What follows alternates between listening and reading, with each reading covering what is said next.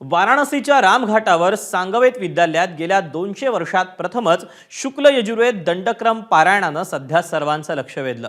यात 19 वर्षांच्या देवव्रत रेखेनं दंडक्रम पारायण हे वेदपठणातील सर्वात कठीण प्रकारांपैकी पूर्ण केलं आणि दंडक्रम विक्रमादित्य पदवी संपादन केली। हा दंडक्रम पारायण उपक्रम नक्की काय होता, हे दुर्लभ वेदपठण कसं पार पडलं आणि नंतर देवव्रतचं कौतुक कोणी कोणी केलं याचा आढावा घेणारा हा रिपोर्ट आपण पाहूया।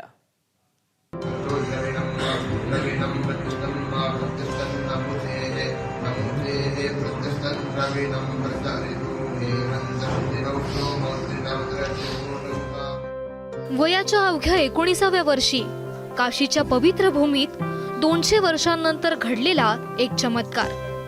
50 दिवस, 165हून अधिक तास आणि 25 लाखांहून अधिक वेदमंत्रांचं अखंड त्रुटीरहित पठण। 2 शतकांनंतर हा अहिल्यानगर महाराष्ट्रातील तरुण वेदमूर्ती देवव्रत महेश रेखे यांनी इतिहास रचलाय।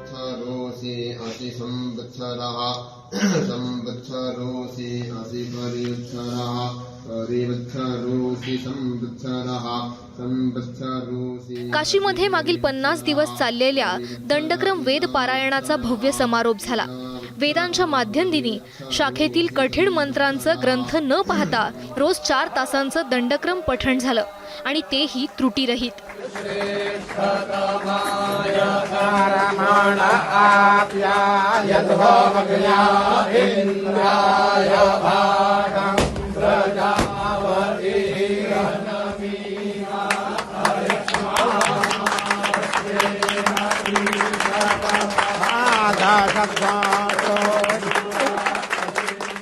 समारोपाच्या दिवशी काशीमध्ये वैदिक मंगलध्वनी घुमला। 500 पेक्षा जास्त साधकांच्या उपस्थितीत रथयात्रा निघाली।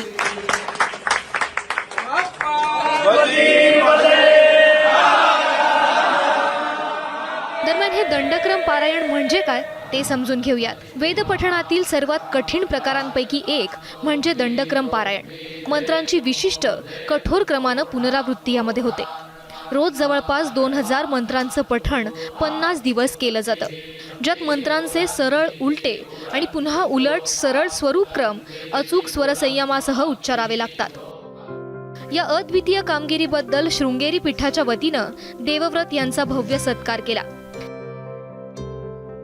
दरम्यान पंतप्रधान नरेंद्र मोदींनीही रेखे यांचं कौतुक केलं। मोदी म्हणतात, 19 वर्षांचे वेदमूर्ती देवव्रत महेश रेखे यांनी असं कार्य करून दाखवलंय जे पुढील पिढ्यांना सदैव लक्षात राहील। भारतीय संस्कृतीवर प्रेम करणाऱ्या प्रत्येक व्यक्तीला त्यांच्या या विलक्षण कामगिरीचा अभिमान वाटतो। रेखे आपल्या महान गुरु परंपरेचे सर्वोत्तम उदाहरण आहेत। काशीचे संसद सदस्य म्हणून हे असाधारण कार्य याच पवित्र नगरीत पार पडल्याचा मला अत्यंत आनंद आहे। त्यांच्या कुटुंबियांना तसंच या कार्यात सहकार्य करणाऱ्या सर्व संत, विद्वान आणि संस्थांना माझा प्रणाम। तसंच या कामगिरीबद्दल मुख्यमंत्री देवेंद्र फडणवीसांनी सुद्धा त्यांचं ट्विट करून कौतुक केलं।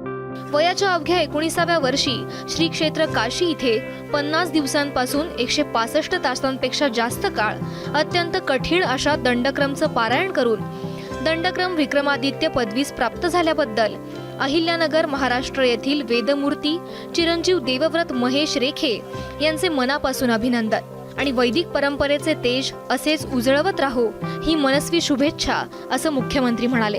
तर उत्तर प्रदेशचे मुख्यमंत्री योगी आदित्यनाथ यांनीही रेखे यांचा जाहीर सत्कार केलाय। वेदांचा हा तेजस्वी वारसा जागतिक पातळीवर पोहोचवणाऱ्या अहिल्यानगरच्या देवव्रत रेखेंचं करावं तेवढं कौतुक कमी आहे। दीपक पळसुले, एबीपी माझा, मुंबई। एबीपी माझा, उघडा डोळे बघा नीट।